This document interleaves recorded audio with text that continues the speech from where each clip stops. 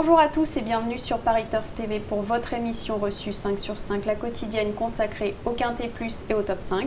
Aujourd'hui pour m'accompagner, je reçois Mathieu Le Balleur. Bonjour Mathieu. Bonjour Lucie, bonjour à tous.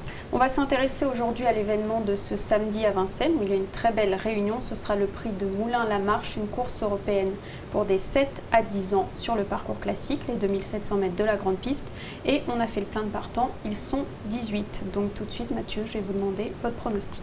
Alors mon favori, le 16 Ulster Perrine, le 9 Alphas d'Avinci, le 12 Osiris Griff, le 8 Tina Vivancière, le 6 Univers de Marzy, le 18 Taras d'Amour, le 3 Olympus Caf et le 4 Solo de Val. Donc vous l'avez dit en tête, vous classez le 16 Ulster Perrine qui avait remporté sur ce tracé le prix de Combray. On va d'ailleurs revoir cette course, c'était le 2 mai. Et il s'imposait assez facilement. Ouais, ce jour-là, il laissait vraiment une drôle d'impression, ce Ulster Perrine. Il marchait moins de 13 sur le parcours qui nous intéresse. C'est vraiment un drôle de canard, comme on dit, quand il est au top. Et là, on l'a amené au mieux pour cette échéance. Sa dernière sortie avait clairement en but de l'amener, comme je dis, au top pour cette course visée. Là, il sera déféré des 4 pieds. Il retrouve Jean-Michel, avec qui il s'imposait lors de la course de référence qu'on vient de voir à la télé. Donc avant le coup, il possède vraiment de nombreux atouts dans son jeu. Il se transcende vraiment pieds nus. L'engagement est idéal au plafond des gains. S'il refait la tentative comme lors de son succès, il ne devrait pas avoir de course. Ah oui, en dernier lieu, c'était une petite rentrée, c'est ça? Voilà, c'était une petite rentrée. Il était ferré, Jean-Michel Baudouin à sulky, mais il suivait encore librement jusqu'à l'entrée du dernier tournant quand il a échappé à la vigilance de son driver. Mais ce parcours a dû lui faire le plus grand bien. Les pensionnaires de Jean-Michel Baudouin sont au top. Donc avant le coup, difficile de lui reprocher quelque chose. C'est une base. Donc juste derrière, vous classez le 9 Alphas d'Avinci qui nous arrive de Suède. Et on va d'ailleurs revoir son succès, c'était à Jägersro le 28 juillet.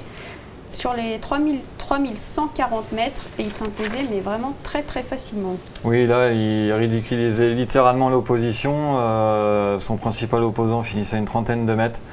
Il s'impose vraiment dans des lots de qualité là-bas en Suède, ce Alphas d'Avinci.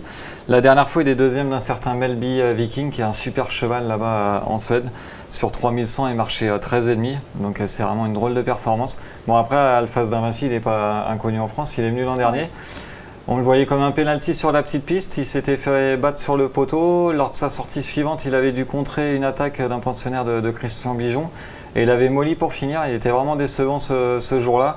Mais bon, alors après on avait tout arrêté, il était retourné dans son pays, on lui a redonné de la fraîcheur et depuis il enchaîne les bonnes tentatives en Suède. Donc Joachim Lovren se déplace toujours à bon escient sur notre sol. Le cheval, comme je vous l'ai dit, vient de prouver sa forme.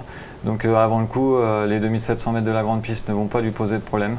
Donc moi, je lui accorde aussi un large crédit. Oui, on voit qu'il possède la tenue. Oui, la tenue, ça lui fait pas défaut. Il faudra peut-être qu'on soit un peu moins offensif que l'hiver dernier, mais bon, avant le coulis, c'est pareil, c'est une première chance dans cela. D'accord, donc c'est une deuxième base. Juste derrière, pardon, vous classez le 12 Osiris Griff, qui nous vient du sud. Et on se rappelle que cet hiver, il avait fait des drôles de perfs avec Pierre Lévesque. Voilà, dans les quintets, il répétait vraiment toutes ses courses à chaque fois. Ce Osiris Griff, pareil, les 2700 mètres de la grande piste n'ont plus de secret pour lui. La dernière fois à Cannes, on oublie complètement son échec. Il s'est accroché avec un adversaire. Donc on oublie totalement ça. Nicolas, son entraîneur, le dit vraiment au top. Il sera déféré des 4 pieds, ce qui le transcende vraiment. Et comme vous l'avez dit, Pierre Lévesque s'en sert vraiment à la perfection. Il forme vraiment un bon tandem, ces deux-là. Donc il a l'avantage de s'élancer rapidement. Donc après, Pierre devrait choisir le bon dos, je pense. Si c'est celui de Ulster Perrine ou d'Alphas d'Avinci, ce serait vraiment le top. Donc il devrait vraiment lutter pour les toutes premières places. Aussi une base très solide. D'accord. Quatrième, vous classez le 8 Tina Vivancière qui est irréprochable cette saison. Ouais, cette petite Tina Vivancière, c'est vraiment un amour de jument. Elle est vraiment au top de sa forme. La dernière fois, on pensait même qu'elle allait battre le grandissime favori Viking Blue, mais l'autre est un petit peu plus jeune et un petit peu plus dur à l'effort. Il lui est reparti sous le nez. Mais bon, elle a franchi un cap depuis qu'elle est entraînée par la famille Thomas. Déférée des 4 pieds, elle vole littéralement. Elle est maniable dans un parcours. Bon, je pense que pour la victoire, sa marge de manœuvre est réduite, mais dans le quintet, pour être 3, 4, 5, c'est un solide point d'appui aussi. Elle est très régulière. Voilà, vraiment rien à lui reprocher. Et comme je vous ai dit, c'est un peu une voiture de course, on en fait un peu ce qu'on veut. Après, si on fait vraiment les 400 derniers mètres, c'est ce qui lui plaît vraiment. Donc, elle devrait fournir une nouvelle fois sa meilleure valeur. Enfin, en 5e, vous classez le 6 Univers de Marzy qui lui reste sur 4 succès en province. Voilà, il a repris du moral sur l'herbe, c'est Univers de Marzy. La dernière fois, il y a un petit passage de route. Il a fait la faute, on l'a vite remis et il s'est montré courageux pour repousser les attaques. Ce Univers de Marzy, c'est pareil, lui, il est vraiment au sommet de son art. Jean-Philippe Monclin, un jeune driver très adroit, s'en sert vraiment à la perfection et il a déjà fait ses preuves aussi à Vincennes l'hiver dernier. Bon, même si là on doit avouer qu'il affronte pas les mêmes lots que ces dernières semaines, mais bon, quand un cheval est vraiment en forme, on dit souvent la forme prime la classe et lui la classe ne lui fait pas totalement défaut non plus. Donc moi je le vois vraiment aussi conclure dans le quintet à l'issue d'un bon parcours. Là je pense pas qu'on devrait aller devant comme en province, mais en attendant il a déjà fait aussi ses preuves, donc pareil, candidat aux accessites. On va se baser sur sa forme.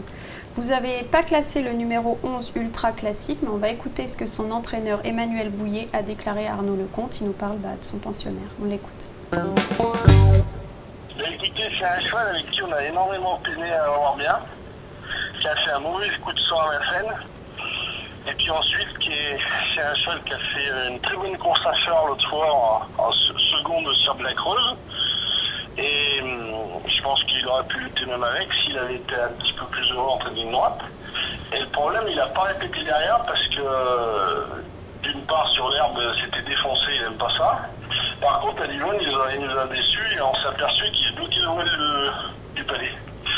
Voilà, donc on a essayé de remédier à ça et voir comment il va se comporter. Mais écoutez, il nous paraît très bien au travail, donc j'espère en attendre une bonne performance. Déféré des 4 pieds, on l'avait vu cet hiver dans cette configuration. Oui, on va le déférer des 4 parce que je pense que maintenant ça l'améliore. Et puis je vous dis, je pense qu'il est bien prêt. Il se plaît énormément sur la grande piste, donc l'engagement il peut pas être mieux. Là on y court vraiment en espérant pas être déçu ce coup-là. Bon, son entraîneur est assez confiant, alors est-ce une impasse ou un regret peut-être? Non, c'est plutôt un regret. Il fallait faire des choix dans ce quintet. C'est un 5e possible comme Solo de Val que j'ai classé en bout de piste dans mon prono. Ce Ultra Classique, il aura quelque chose pour lui, même si sa forme est un petit peu sujette à caution. Il est souvent victime de petits problèmes de santé. Là, c'était le voile du palais. Avant, il faisait des coups de sang. Santé fragile, on va dire. Mais là, il sera déféré des 4 pieds. Et il a Franck Nivard. Si on voit vraiment le Ultra Classique, il ne surprendrait personne à être 4-5e. Là, avant le coup, je lui ai préféré d'autres concurrents. D'accord, on l'a compris, il faut élargir les jeux. Et avant de conclure, eh bien, vous avez un petit chocolat pour cette réunion. Voilà, il ne faudra pas attendre longtemps. C'est dans la première course de la réunion. Il faudra être à l'heure, 13h30. Belly Dance qui vient de tracer une super fin de course à l'attelé à Cabourg. Sans qu'on soit vraiment très méchant avec elle. Là, elle sera déférée des postérieurs. Elle retrouve le trot monté et Eric Raffin, avec qui elle a déjà fait ses preuves. La jument de Mathieu Abrivard, Bellissima France, devrait être favorite, mais je pense que cette Belly Dance devrait très bien tenir sa partie. Je la vois même gagner, je vous avouerai. Donc un 4 contre 1 et je vois bien. Eh bien, on va suivre le 110. Merci beaucoup Mathieu. Merci Lucie. Demain, vous retrouverez Philippe Thévenon et Damien Bazerque. Et je vous dis à très bientôt sur Paris Turf TV. Au revoir. Au revoir.